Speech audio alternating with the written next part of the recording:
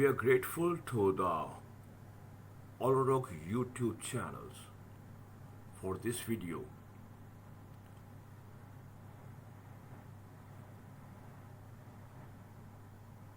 रहीम, मेरा नाम डॉक्टर मोहम्मद हारिस खान बरकी है। अल्लाह की फजल से लाखों लोगों का साइकेट्रिक और सेक्सुअल कोच हूँ। जैसे कि आप लोग जानते हैं कि लोग शादियां करते हैं और शादी के दूसरे तीसरे महीने ही सास जो है वो ये कहना शुरू कर देती है, क्यों भाई कोई गुड न्यूज़ है, कोई अच्छी खबर है। ये आमतौर पे ये चीज़ एक नौब्याता जोड़े पर बहुत प्रेशर डाल देती है और जो सास है वो खनखनियों से वो बहू को देख रही होती है कि कोई ना कोई डिफेक्ट तुम्हारे अंदर ही मौजूद है, जो अभी तक बच्चा नहीं पैदा हो रहा, अभी तक उम्मीद नहीं बाहर आ रही। तो वो फिर लड़की भी उस प्रेशर को महसूस करती है। तो या तो ये होता है कि सास जो है वो ज़बरदस्ती बहू को पकड़ के ले जाती है किसी गायनेकोलॉजिस्ट के पास। तो अगर गायनेकोलॉजिस्ट कोई सियाणी हो तो वो कहती है कि नहीं नहीं, तुम अभी 1 साल इंतज़ार करो, रेगुलर सेक्स करो तो फिर देखेंगे। लेकिन सास का जो प्रेशर है वो तो आपको पता है, वो तो एक सुपर पावर का प्रेशर होता है, उसको टाला तो नहीं जा सकता। तो वो कहती नहीं, कुछ ना कुछ फौरन अभी होना चाहिए। तो जो गायनेकोलॉजिस्ट है फिर मजबूरन कहती है कि पहले खाउंड की सीमन एनालिसिस होगी, क्योंकि सीमन एनालिसिस वो टेस्ट है जो कि सबसे कम इन्वेसिव है, यानी कि जिसमें कोई कट नहीं लगाना पड़ता, कोई ट्यूब नहीं अंदर डालनी पड़ती, कुछ नहीं करना पड़ता, लीस्ट इन्वेसिव ये टेस्ट है। तो सबसे पहले ये करवाया जाए तो फिर जो है ना वो प्रेशर वो पलट के लड़के के ऊपर आ जाता है। तो लड़का जो है वो जब टेस्ट करवाता है वो या तो वो बता के करवाता है या वो भी महसूस कर लेता है कि हाँ भी कोई ना कोई गड़बड़ है, बच्चे का प्रेशर बहुत है, मैं ही अपना टेस्ट करवा तो लूँ, किसी को बताऊंगा तो नहीं। तो वो अपनी सीमन एनालिसिस करवाता है। अब वो उसको जो रिपोर्ट मिलती है उसे पढ़े कौन, और वो जब पढ़ता है आमतौर पे तो उसका जो ना रंग फक हो जाता है, उसकी टांगें कांपनी शुरू हो जाती हैं, हाथ कांपने शुरू होते हैं, माथे पे पसीना, परेशानी के असरात उसके नमूदार होने शुरू हो जाते हैं। क्योंकि जो हमारी जो लेबॉर्ट्रीज हैं वो जिस तरीके से पैरामीटर्स देती हैं वो ऐसे पैरामीटर्स होते हैं जो आज से बेसिकली 40 साल या 50 साल पुराने लोगों में थे। तो वो तो अब तो कोई बंदा उन पैरामीटर्स पे पूरा उतरता ही नहीं, तो वो खौफ के मारे कहता है कि ले अभी और तू तो गया, हुण तेरा कोई वाली वारस नहीं है।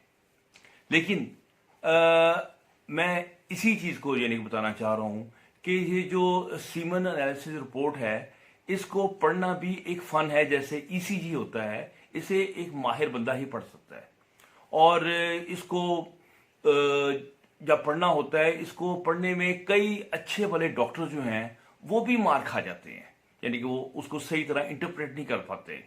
तो मैंने आज की वीडियो इसी मकसद के लिए बनाई है कि अगर आप सीमन एनालिसिस रिपोर्ट करवाते हैं तो आपको पता हो कि जो लेबॉर्ट्री है उसने आपको रिपोर्ट ठीक दी है या कि नहीं दी, और फिर जो रिपोर्ट आपको दी गई है अगर वो सही पैरामीटर्स पे दी गई है तो वो क्या आपके लिए आप उसमें सेहतमंद पाए गए हैं या कि लगता है कि आपके अंदर कोई ना कोई डिफेक्ट जो है वो पाया जाएगा।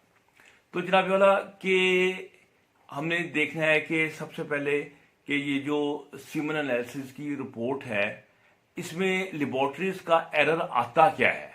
सबसे पहले जो बड़ा एरर आता है ना, आपको बताऊं, वो ये आता है कि उसके जो पैरामीटर्स होते हैं, मैंने जैसे बताया कि आज से 40 साल पहले लोगों की या 50 साल पहले स्पर्म्स बहुत ज्यादा थे, टेस्टोस्टेरोन लेवल बहुत ज्यादा हाई था। तो सो नॉर्मल लेवल जो 60 मिलियंस था पर मिलीलीटर। तो अब वो नहीं रहा। जो आपको होता ये है कि लोगों में स्पर्म्स जो हैं वो कम होते जा रहे हैं, टेस्टोस्टेरोन लेवल कम होता जा रहा है, मोटिलिटी कम होती जा रही है। तो वो हर साल यानी कि WHO जो है वो बैठ के डिसाइड करती है कि ये नॉर्मल इसकी लिमिट क्या है।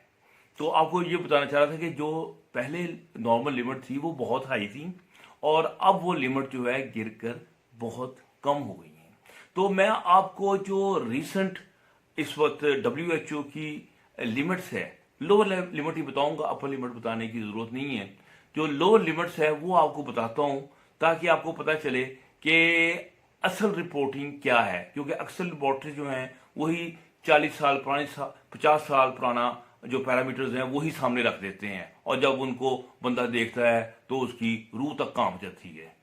ठीक है, तो सबसे पहले तो होता है सीमन वॉल्यूम कि कितनी मनी निकली, मतलब वो आमतौर पे 1.5 मिलीलीटर ये इसका लोअर है। ठीक है, ज़्यादा 7.6 मिलीलीटर होता है।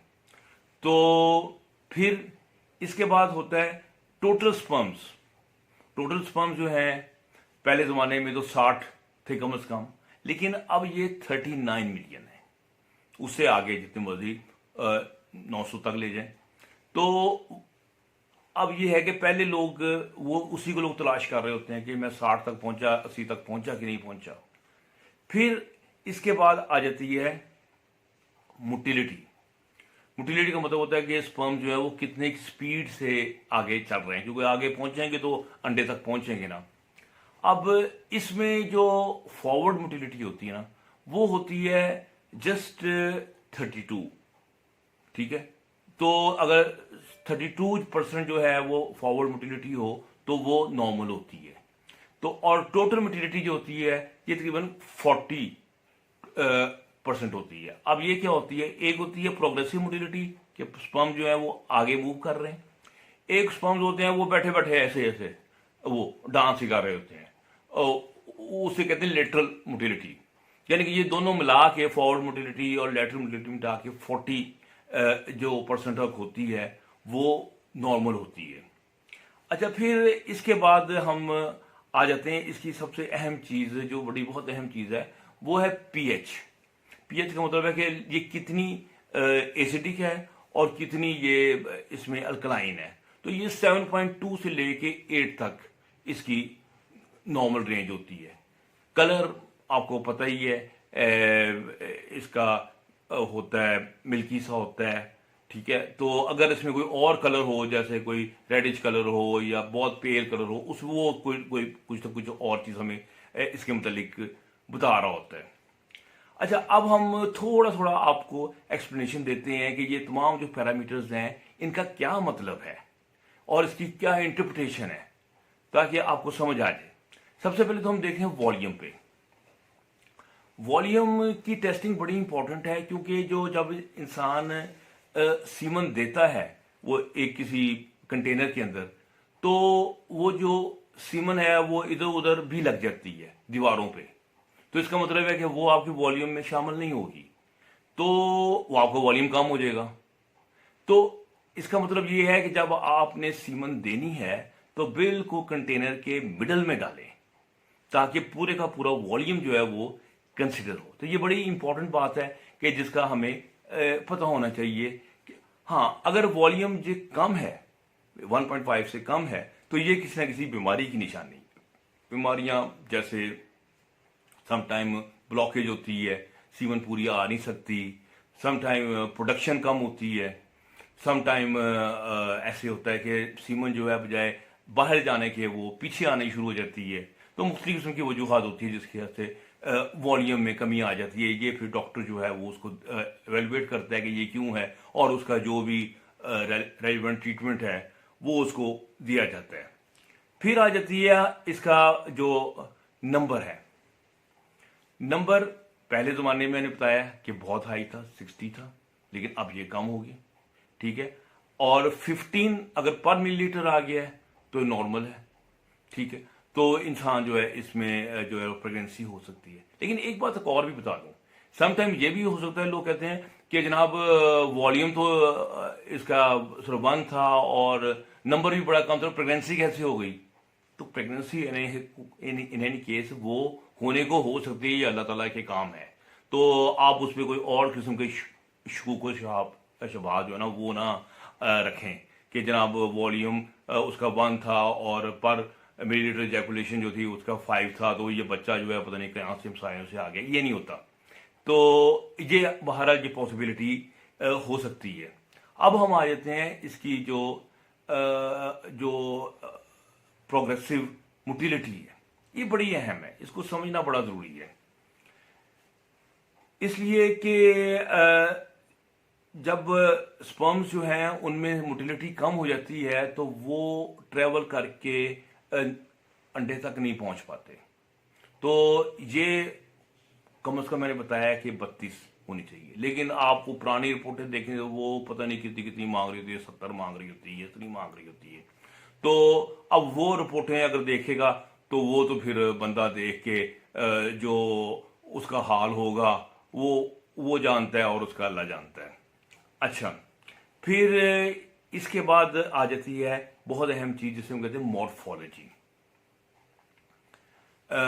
मॉर्फोलॉजी जो है मतलब है कि स्पर्म्स जो हैं वो कितने परसेंट जो ठीक हैं, तो कितने परसेंट ठीक हैं इसका अंदाज़ा जो है वो आमतौर पर रिपोर्टें देखेंगे तो आप लिखा होगा किसी में 40% है ठीक है, 70% ठीक है, किसी में लिखा होगा 4% ठीक है, और जो 4% वाला देखे वो मैं तो मेरी तो गई, मेरी आत्मा तो गई, ठीक है, बिगड़ गई।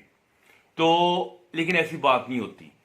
इसमें हमने एक खास क्राइटेरिया रखा होता है जिसे कहते हैं क्रूगर्स क्राइटेरिया। क्रूगर्स क्राइटेरिया ये होता है कि आप एक खास शेप के होते हैं स्पर्म्स, वो अगर 4% भी हैं तो वो नॉर्मल है।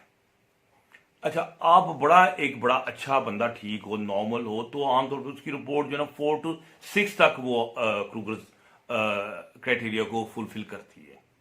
तो लेकिन आपको कई रिपोर्टें नजर आएंगी कि 70% नॉर्मल है, 60% नॉर्मल है। तो इसका मतलब है इसको देखने वाला जो था ना, रिपोर्ट बनाने वाला जो टेक्नीशियन था वो अनाड़ी था, उसे सही नहीं पता था ना, उसे वो पहचान थी नॉर्मल स्पर्म्स की, और उसने बस जो चलते फिरते स्पर्म्स देख के एक अंदाजे के साथ 60-70% दे दी। इसका मतलब ऐसी रिपोर्ट्स को हम जो है ना वो हम डाउटिंग, वो यानी कि उस पर हम शक करेंगे कि ये लेबॉर्ट्री जिसने दी है क्या ये वाकई एक अथेंटिक लेबॉर्ट्री है, क्या इसके ऊपर इन्हिसार किया जा सकता है। तो ये चीज़ें आपको जहन में रखनी चाहिए। अगर 60% 70% आपको नॉर्मल कह रहे हैं तो इसका मतलब है कि 2 नंबरी या कहीं ना कोई इनकॉम्पिटेंस जो है ना वो मौजूद है। फिर इसके अलावा कुछ अहम चीज़ें और भी हैं जो आमतौर पर लोग कंसिडर नहीं कर रहे होते, लेकिन इनको कंसिडर कर लें तो और हमें कुछ बातें क्लियर हो जाती हैं। वो मतलब वो है पीएच, कि कितनी अल्कलाइन है और कितनी वो उसमें एसिडिटी है। 7.2 का मैंने बताया था। अगर वो ज़्यादा अल्कलाइन है तो वो कहीं ना कहीं इन्फेक्शन की निशानी होती है, 8 से ऊपर है। लेकिन अगर वो नीचे है, मतलब 7 से नीचे है, तो वो एसिडिक है। तो एसिडिक एक बड़ी अहम बात बता रहा होता है सीमन के मुताबिक। वो ये बता रहा होता है कि सीमन असल में आती है 2 मेन सोर्सेज से, प्रोस्टेट से उसका आता है फ्लूइड, एक होता है सेमिनल वेसिकल से आता है, थोड़ा सा टेस्टिस से आता है, जो उसमें स्पर्म्स होते हैं। जो स्पर्म्स वाला वो तो पहुंच जाता है, लेकिन जो सेमिनल वेसिकल वाला फ्लूइड होता है ये ज्यादा अल्कलाइन होता है। अगर सेमिनल वेसिकल किसी वजह से बंद है या उसकी नालियां कम खुली हुई हैं और ज्यादा फ्लूइड डायरेक्टली प्रोस्टेट से आ रहा है, तो इसका मतलब है कि एसिडिक वाली जो सीमन है उस वाले बंदे के जो सिमिनल वेसिकल्स हैं वो बंद है, कोई गड़बड़ है वहां पे। तो ये हमें उससे ये आइडिया मिल जाता है कि जनाब ये मसला चल रहा है जिसको हमने देखना है। और फिर इसके बाद हमने और इसकी चीज़ें होती हैं जो मे बी माइट भी इतनी अहम ना हो, जैसे मिसाल के तौर पे लोग स्मेल होती है इसके मतलब कमेंट किया होता है। तो नॉर्मल सीमन की एक स्मेल होती है, वो लोग सब जानते हैं कि वो क्या कैसी होती है। तो अब हम थोड़ी सी टर्म्स जो हैं उनको भी मैं क्लैरिफाई कर दूं, जो वो ज़रा यूज़ करते हैं कि स्पर्म नॉर्मल हैं तो उसके लिए टर्म यूज होगी कि नॉर्मोस्पर्मिया, अगर कम है तो उसे कहेंगे ओलिगोस्पर्मिया, अगर बिल्कुल जीरो है तो उसे कहेंगे एजोस्पर्मिया। तो डॉक्टर होते हैं जरा टर्मेशर में जरा जानबूझ के जरा बना लेते हैं लोगों को जरा डराने धमकाने के लिए।